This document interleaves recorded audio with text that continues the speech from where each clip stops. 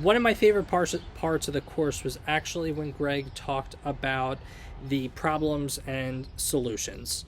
And never, of all the courses I've done, never actually had a segment on this. A lot of people do talk about techniques and marketing and camera settings, but I thought this was really unique. And I know for my shooters that work with me, sometimes that's such an important part, is to have at least a solution in your head to what your potential problems could be. And I think if you learn, when you identify all different potential problems, you can, as long as you have a solution in your head, you can act so much quicker on your solution, as opposed to being stuck in the moment and then twiddling your thumbs and now saying, what am I going to do? So I really like that.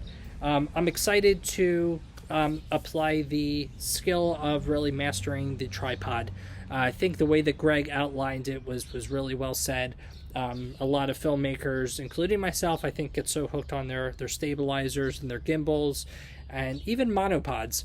I've always never was really 100% satisfied with any kind of shake, even with the monopod, that I've noticed during ceremonies or during speeches.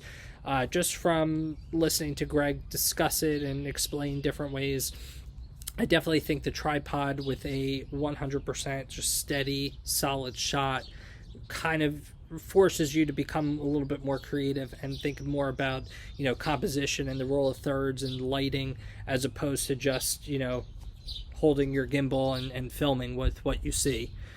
So I'm excited to start working on that a little bit more.